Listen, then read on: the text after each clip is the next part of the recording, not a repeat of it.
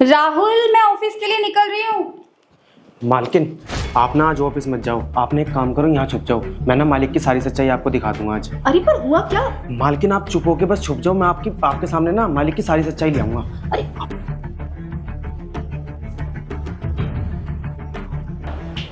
अरे सुन, तेरी मालकिन गई क्या ऑफिस? हाँ साहब, चली गई। अच्छा, जरा बाहर चेक करके आ। और सुन, गेट भी लॉक करती हूँ। जी साहब, अभी देख के आता हूँ।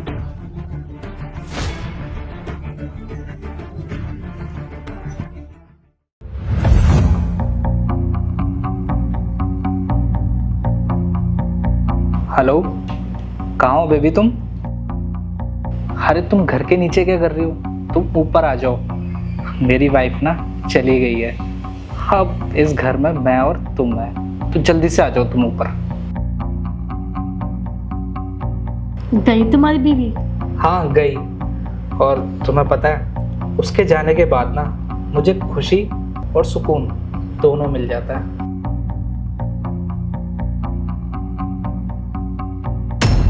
वो कैसे? खुशी तो जब वो चली जाती है इस घर से, और सुकून जब तुम मेरे पास आती हो। अच्छा जी, अगर तुम्हें मेरे साथ इतना ही सुकून मिलता है तो तुम अपनी बीवी को छोड़ क्यों नहीं देते हो? अरे छोड़ना तो चाहता हूँ मैं उसे, पर तुम्हें पता है ना, एक बार उसके बाप की ये प्रॉपर्टी और उसकी कंपनी मेरे नाम हो जाए, जब तक ये मेरे नाम नहीं हो सकती ना, तब तक मेरी मजबूरी है उसके साथ रहने की। और तुम्हें तो अच्छे से पता है ना कि मैं उससे ज़्यादा तुमसे प्यार करता हूँ। बस एक बार ये सारा पैसा और ये घर और उसकी इतनी बड़ी कंपनी मेरी हो जाए, उसके बाद ना उसको इस घर से ऐसे धक्के मार के भगाऊंगा ना कि उसने कभी सोचा भी नहीं होगा, और तुम्हें इस घर में लेकर आ जाऊंगा। साहब, आप ना ये मालकिन के साथ बहुत गलत कर रहे हो। मालकिन आपसे कितना प्यार करती हैं, वो कितना भरोसा करती हैं आपके ऊपर, और आप क्या कर रहे हो? उनके पीठ पीछे उनको धोखा दे रहे हो। अरे तुझे क्या लेना देना कि मैं तेरी मेम साहब के पीठ पीछे क्या कर रहा हूँ और क्या नहीं? तुझे तेरी पगार मिल रही है ना, तो उसी में खुश रह, समझा? और हाँ सुन, तुझे इस बार 2000 रुपये एक्स्ट्रा दे दूंगा, मुंह बंद रखियो, समझा? साहब, ये आप कैसी बात कर रहे हो? मैं इस घर में पैसों के लिए काम थोड़ी ना करता हूँ। अरे मैं अभी से थोड़ी ना काम कर रहा हूँ इस घर में, कितने साल हो गए यहाँ पे काम करते हुए। और मालकिन ना बिल्कुल मेरी बहन जैसी है, और मैं नहीं चाहता कि कोई मेरी बहन के साथ इतना गलत करे, और कोई भी भाई नहीं चाहेगा कि उसकी बहन के साथ कोई धोखा करे, कोई उसके साथ गलत करे।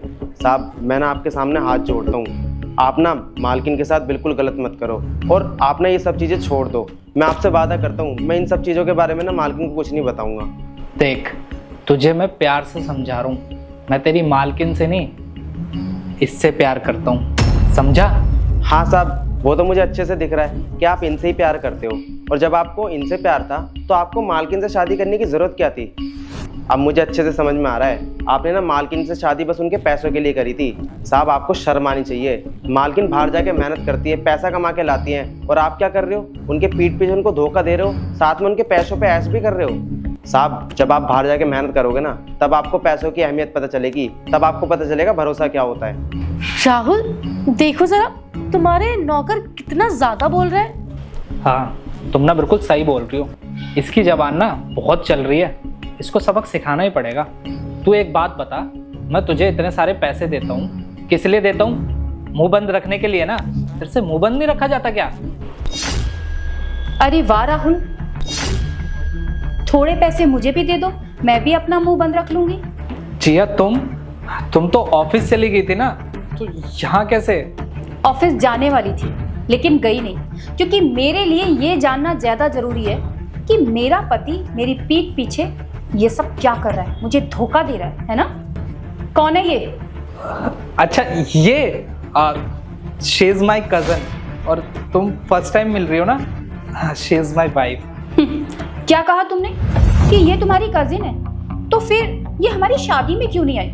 मुझे तो दिखाई नहीं दी है। शादी में? अरे वो ये ना फॉरेन कंट्री में रहती है ना, 2 दिन पहले ही आई है, इसलिए शादी में नहीं आ पाई है। बस चुप रहो तुम राहुल, और कितना झूठ बोलोगे? मैंने तुम्हारी बातें सारी सुन ली थी, और हाँ, मैंने ना जो तुम बातें कर रहे थे ना इसके साथ, उसकी वीडियो भी बना ली थी। क्या कह रहे थे तुम इससे? कि मुझे तुम डिवोर्स दे दोगे और इससे शादी कर लोगे और मेरी सारी प्रॉपर्टी अपने नाम करवा लोगे। तो मिस्टर राहुल, मेरे जीते जी तो ये हो नहीं सकता। और तुम्हें शर्म नहीं आई एक शादीशुदा आदमी का घर खराब करते हुए? तुम्हें तो मैं छोड़ूंगी नहीं, जेल भिजवाऊंगी तुम्हें। रुको, अभी पुलिस को कॉल करती हूँ। मैं क्यों जाऊंगी जेल? यही आदमी मुझे फोन कर करके बुलाता था। मैं जा रही हूँ घर। अरे वाह राहुल, कितना सच्चा प्यार था तुम्हारा। वो तो तुम्हें छोड़ के चली गई, अब तुम क्या करोगे? अरे बेबी, तुम तो मेरे मजाक को सीरियस ले गई। तुम्हें तो पता है ना कि मेरी मजाक करने की कितनी आदत है। मैं तो बस एक्टिंग कर रहा था। Shut up. एक्टिंग तो तुम अब कर रहे हो, वो तो रियलिटी थी। और मुझे समझ में नहीं आ रहा कि मेरे प्यार में कहाँ कमी रह गई जो तुम मेरे पीठ पीछे ये सब हरकत कर रहे थे। लेकिन बस, अब मैं और तुम्हारे साथ नहीं रह सकती।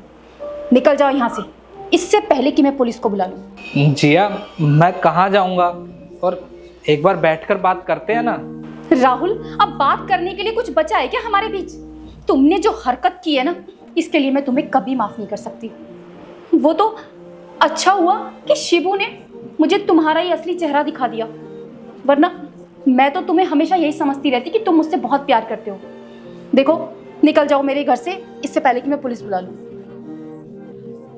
ओ हेलो, ये फोन कहाँ लेकर जा रहे हो? ये फोन मेरे पैसों से आया फोन है। रखो फोन और निकलो यहाँ से।